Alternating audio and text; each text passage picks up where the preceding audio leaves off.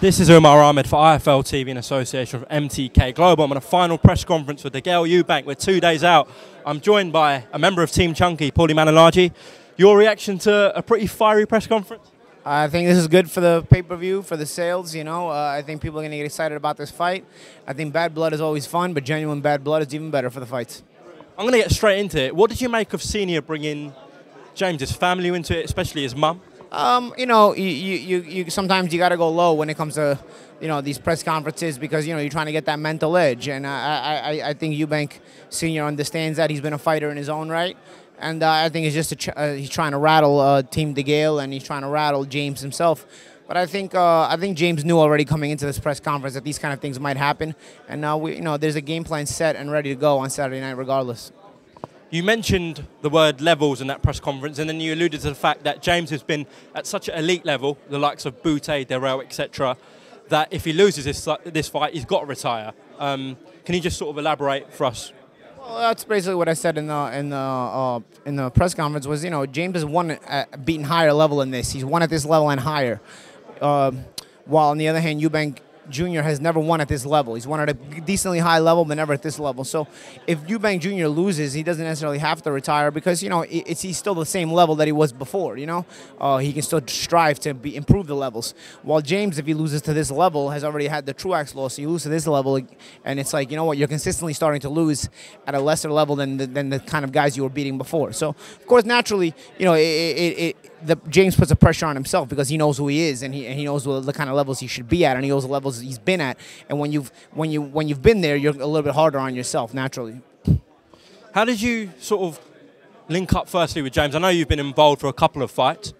We were friends first, you know, and then we just kind of you know, just through talking and being friends and just chatting, and say, you know what, I'd like you to join my team with Jim, along with Jim McDonald, and you know, and then we kind of worked it out, you know.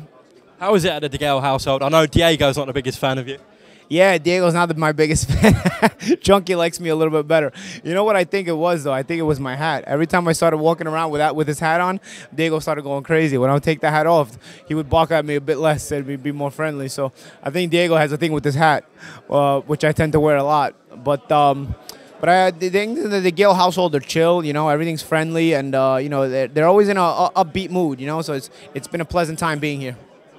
Talking about DeGale's mood, the word fear was mentioned a lot in the press conference. DeGale was clear and said he's not fearful of Junior, but fearful of losing. Yeah, I think every fighter has to have what I call a healthy fear. You have to fear the failure. You have to feel not succeeding.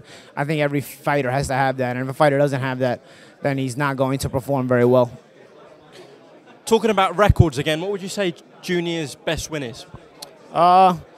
Yield Dream or Spike O'Sullivan. You know, those are to me the fights where I look at him and I say, you know what, he looked really, really good against those guys. And those are good fighters. You know, I don't think they're James DeGale level fighters, but they're good fighters. You know, and you know, he proves that, you know, he can get by that level of fighter. So he proves that he belongs on this level of fighter. And you know, it's just a matter of him being able to win against this level of fighter. He's come up short in the past against this level of fighter. We'll see Saturday night. You know, but I think we have a very prepared fighter on our side and a game plan that will make him come up short again. I think you and Jim said it's a 50-50 fight. When we talk about levels and what you've mentioned, why do you say it's a 50-50 fight? Because, you know, I think, first of all, you're trying to sell the fight, number one. You know what I'm saying? But number two, I also think that, you know, you're going to get the best version of Eubank Jr. as well. I think he knows you can only go to the well so many times. You know, you start to lose at this level consistently, and people will just write you off and say, you know what, okay, he's just not of this level. You can lose at this level at times, but you also have to win at this level to kind of keep yourself in the mix, you know, kind of keep yourself relevant at that world-class level. Eubank has good wins, but he hasn't had any wins at this level. So I think you can only go to the wall so many times before people write you off completely. So he needs to bring his best, and I think he will bring a bit more more energy to the table. We'll see how much technique he brings, but a bit more energy to the table as far as, you know, his back is to the wall too. And regardless of what anybody says, the fear is there for him too. It has to be, you know, because the intensity level of both guys clearly show that they both fear losing on the night.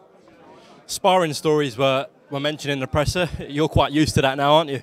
Yeah, I think sparring stories are a bit overblown most of the time in the experiences that I've had, not just with my own sparring, but But even other people's sparrings and whatnot, you know, I've seen sparring sessions myself between people, and then stories got overblown later on, you know, that had nothing to do with me.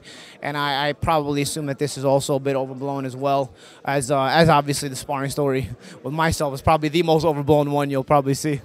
You know what? I'm not even going to bring it up in this one. Billy Joe Saunders has moved up to 168. I know you and Chunky are not looking past Eubank, but of course that is going to be a potential fight down the line. It's possible, you know. I think they were Olympic teammates as well, 2008. So you know, it's something to sell by.